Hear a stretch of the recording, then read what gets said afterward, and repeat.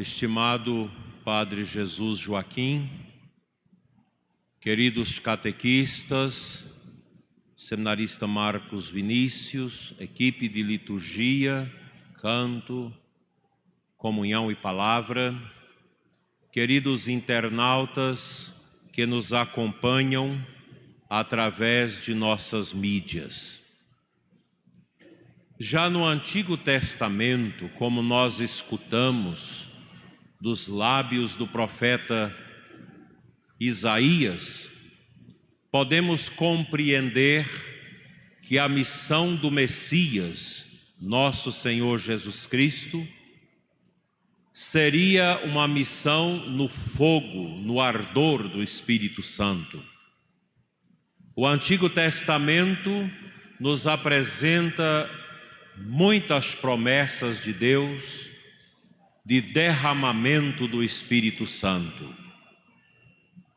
Não só o profeta Isaías que diz que o Espírito do Senhor estará sobre o Messias, mas Ezequiel fala-nos do espírito de reanimação de um povo que passava pela situação de morte.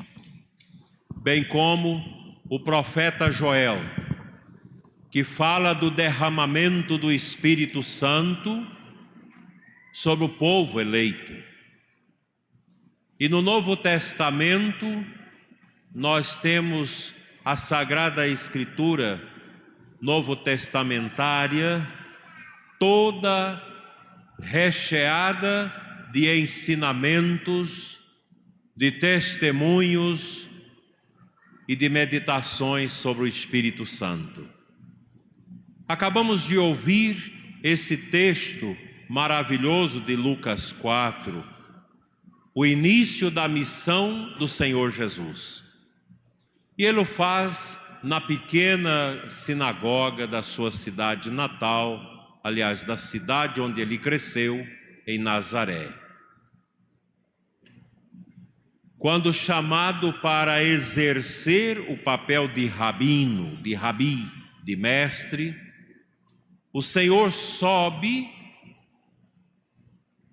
à mesa da palavra para proclamar as boas novas. É-lhe apresentado o livro do profeta Isaías e ele começa a manuseá-lo como rolo, com aquelas duas extremidades que se enrolam, até encontrar a passagem que nós escutamos do profeta Isaías, onde nosso Senhor define a sua missão. E ali nós podemos ver a ação da segunda pessoa e da terceira pessoa da Santíssima Trindade e a ação do Pai que derrama seu amor. E nosso Senhor clama diante dos judeus que o Espírito de Deus está sobre ele. O Espírito o impulsiona a anunciar os grandes sinais do reino, como bem é destacado nesse texto maravilhoso: a libertação dos cativos, dos cegos, dos coxos, dos surdos, a proclamação do ano jubilar da graça, o ano efusivo do perdão, do Yom Kippur, da misericórdia. Quanta beleza! E ali aqueles homens tinham os olhos fixos em nosso Senhor. Eles contemplavam a figura de Jesus de Nazaré, proeminente em palavras, e ali começava a missão de Jesus, quando ele disse: hoje se cumpriu em mim esta Escritura. Ou seja, meus irmãos, nós não podemos contemplar Jesus senão cheio do Espírito Santo. É o Espírito Santo que move o coração do Cristo, que o assiste na sua missão, que paira sobre ele no seu batismo no Jordão. É o Espírito que anima a ressurreição de Cristo. O Espírito Santo, meus irmãos, é luz, luz amorosa, que vem a nós através do coração do Pai e do Filho, derramado em nossos corações. O apóstolo Paulo, um apóstolo carismático, pneumatológico, o apóstolo do Espírito Santo, prega com toda a efusividade que nós devemos viver segundo o Espírito e não segundo a carne. Os cristãos vivem segundo o Espírito Santo, têm suas vidas, seus pensamentos, suas palavras, suas atitudes movidas pelo Espírito Santo. Pelo menos deve ser assim. Os pagãos, meus irmãos, não são capazes de acolher essa luz para viver segundo o coração de Deus, mas eles chafurdam seus corações nas trevas e na carnalidade. Viver segundo a carne é viver no pecado, é desagradar a Deus, é tornar a vida plenamente separada deste amor que nos move. O paganismo sempre persegue a fé. Quanto sofrimento os cristãos experimentam nesta vida, uma experiência que já vem de 2000 anos. Os cristãos são tidos como anormais. Ontem mesmo, uma mulher, mãe de 3 filhos, amada esposa ao lado do seu distinto e amado esposo, com seus filhos, ela partilhava comigo: sou uma mulher convertida, fui uma mulher pagã na minha juventude e até mesmo no início do casamento. Me mostrava seus braços cobertos com as tatuagens e ela dizia: tudo é fruto daquele tempo. Mas eu experimentei a força do Espírito Santo que mudou minha vida. Hoje eu sou uma nova criatura, dizia ela. É palavra do apóstolo Paulo. Hoje eu enxergo o mundo com os óculos de Cristo,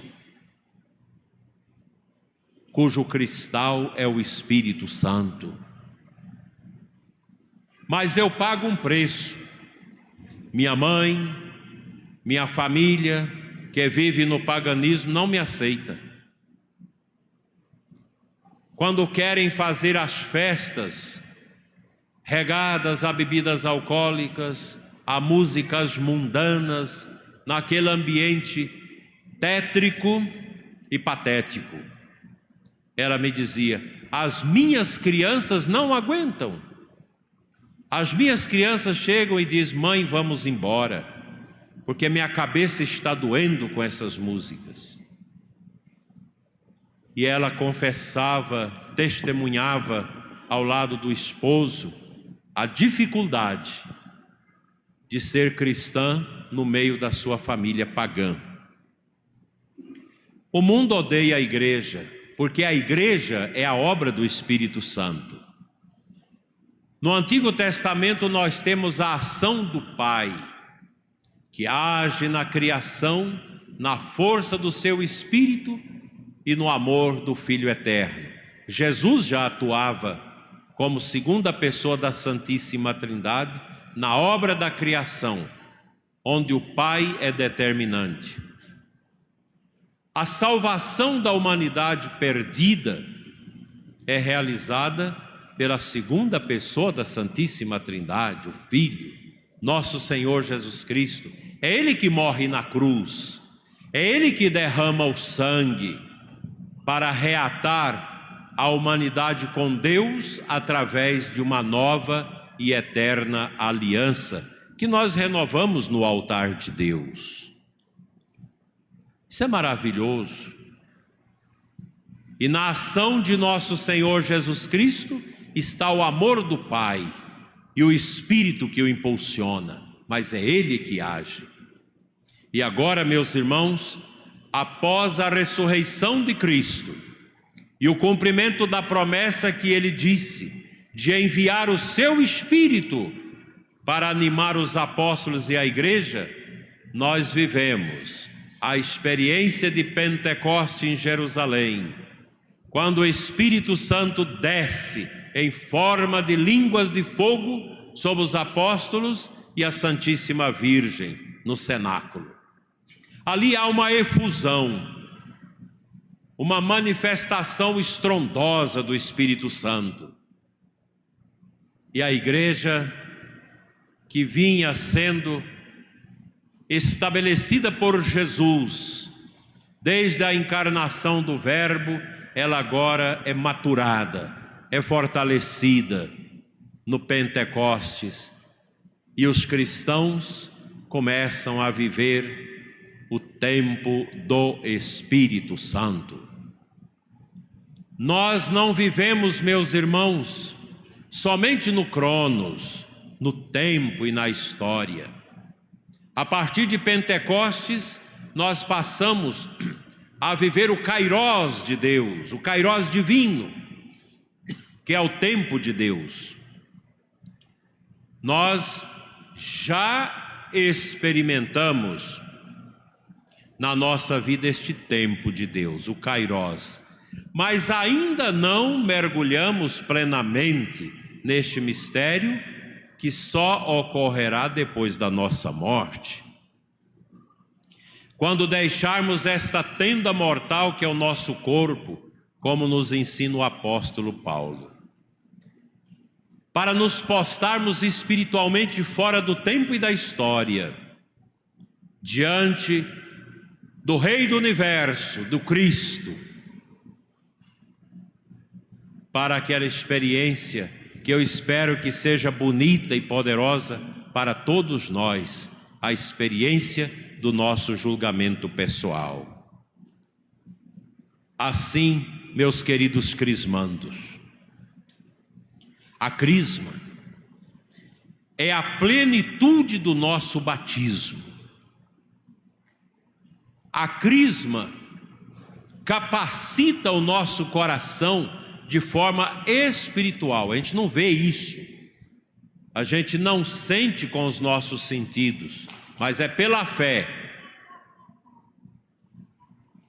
A nossa alma, a nossa vida é assim amadurecida para viver os carismas, os dons do Espírito Santo, os dons da fé, o dom da inteligência, da sabedoria, do discernimento, do temor divino.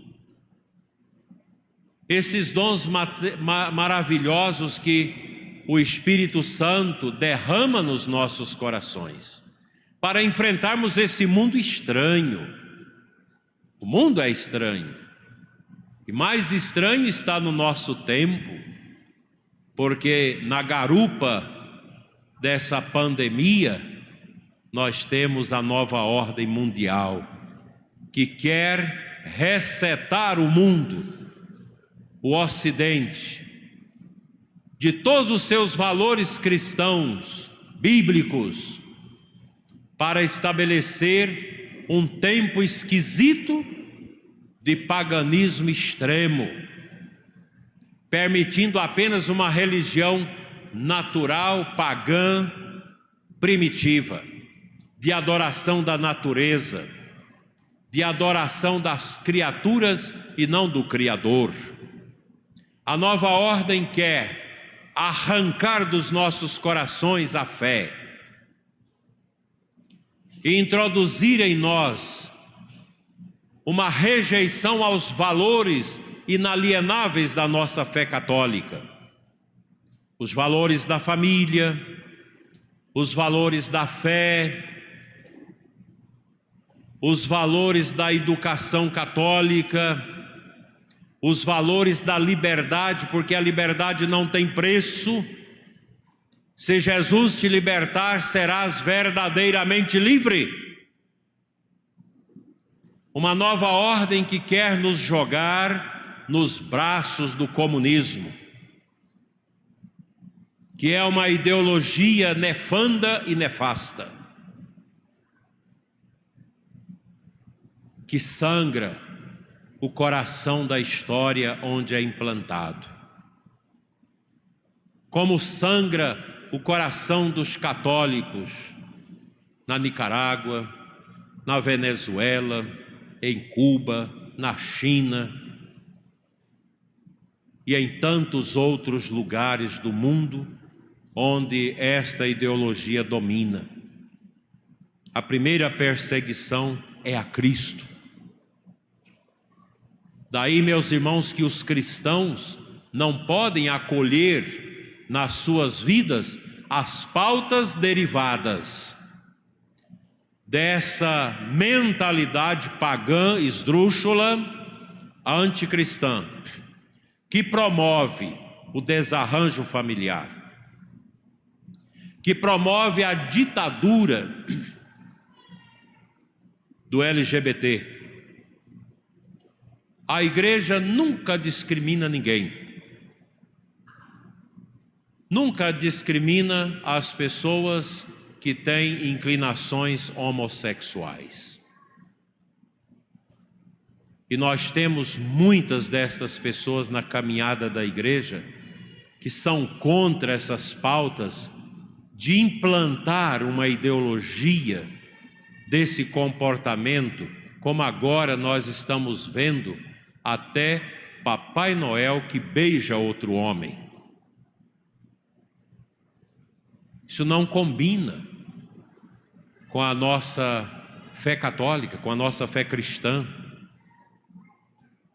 Ninguém é obrigado a ser católico, mas quem quer abraçar a fé precisa abraçar o Evangelho, a palavra de Deus, a tradição da igreja, os ensinamentos inalienáveis do magistério autêntico da igreja, porque a igreja que nos ensina o caminho do Espírito, que é o caminho que nosso Senhor viveu na cruz, ela nos ensina a maior das verdades, a nossa salvação eterna. Todos nós somos chamados a salvar a nossa alma e a ajudar a salvar as almas dos outros, através da evangelização profunda, que leva as pessoas a decidirem-se por Cristo, a abraçar Jesus no Espírito, que leva as pessoas, através de uma catequese profunda, a viver os valores da fé, da doutrina, e o temor de Deus, que o Espírito Santo nos dá como dom, nos leva a agradar a Deus com a nossa vida moral.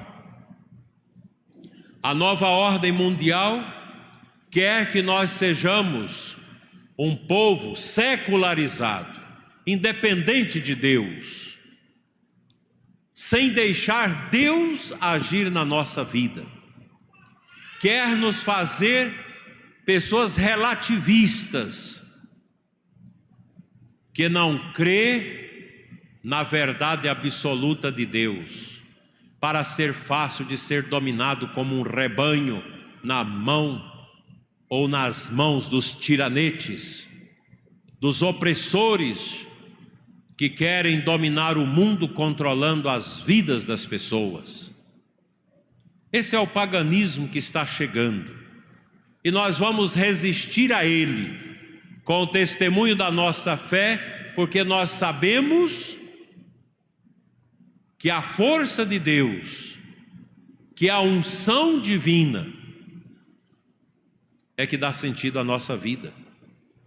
Ser cristão, meus irmãos, é decidir-se submeter a sua vontade à vontade de Deus, a deixar que o Espírito Santo te governe, te conduza numa vida segundo a sua vontade, porque assim nós vamos fazer a vontade de Deus, sacrificando nossas vontades humanas, nossas inclinações ao pecado, sacrificando os nossos desejos impuros e medonhos, para fazermos a vontade de Deus, preparando a nossa morte através de uma vida em Cristo, para morrer no Espírito em Cristo. A vida cristã é muito simples, porém exigente. Vocês que hoje recebem a crisma são chamados a serem cristãos de verdade, católicos autênticos. Como me falava uma universitária que fez direito numa dessas faculdades pagãs, dominadas pela nova ordem, dominadas pela ideologia anticristã. Ela quis fazer a sua tese sobre o pensamento da igreja a respeito das leis e do casamento. E ela sofreu, foi maltratada pelos professores por causa do tema, porque eles querem lacrar a cabeça dos estudantes com as pautas anticristãs. Prepare, meu povo, porque de agora em diante nós vamos viver um embate dioturno em favor da nossa fé, em favor do primado de Deus.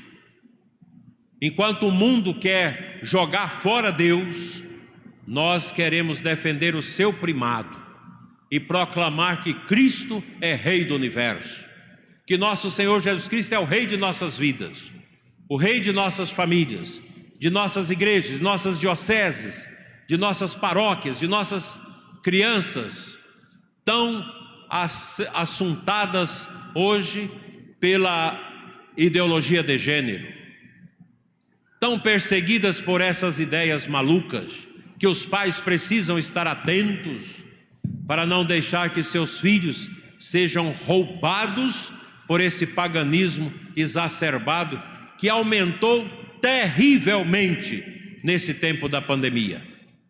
Parece que desceu uma mentalidade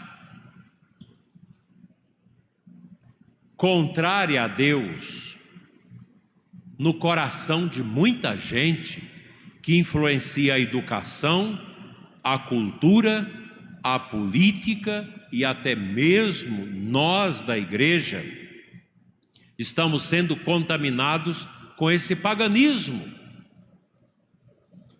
É assustadora a mentalidade destruidora dos valores da fé que cresceu do ano passado para cá. Eu convido vocês, desta querida paróquia da Santíssima Trindade de Planaltina, Goiás, a reagirem como vocês têm feito. Cerco de Jericó, adoração ao Santíssimo, confissões, orações, vivência abençoada na família, valorização das nossas crianças, as famílias se unindo, o esposo com a esposa, com os filhos, para combatermos o veneno de Satanás que está sendo jogado como peçonha na vida das pessoas, na vida das nossas comunidades, nos meios de comunicação purulentos, que já são fétidos, porque só trazem as misérias que destrói e corrói a vida das nossas famílias e da nossa juventude. Vamos reagir, meus irmãos, no seguimento a Cristo, deixando que a nossa vida seja uma vida segundo o Espírito Santo de Deus, vida de oração, vida de temor a Deus, vida de sabedoria, de discernimento, vida de fé, vida de amor, vida de justiça. E seguindo o apóstolo, não vamos conformar a nossa vida àquilo que o mundo quer nos ensinar como perversão. E o mais importante, meus irmãos, é olhar para Cristo, representado nesse círio pascal, luz do mundo, e dizer: com Jesus eu também quero ser luz, onde eu for. Eu não quero ser melhor do que ninguém, mas eu quero ser diferente, porque eu tenho Cristo, eu tenho o Espírito Santo no meu coração. E que bom será no final da nossa vida, quando nós fecharmos os nossos olhos para este mundo e abri-los no paraíso, poder dizer para Jesus diante da sua face sacrossanta: combati o bom combate, guardei a minha fé, só me resta agora receber a coroa da vitória que me dará o justo juiz. Amém. Que Nossa Senhora interceda por nós, para que possamos fazer a vontade de Deus como ela fez, cheia, plena do Espírito Santo, como deve ser todos nós. Assim seja. Amém.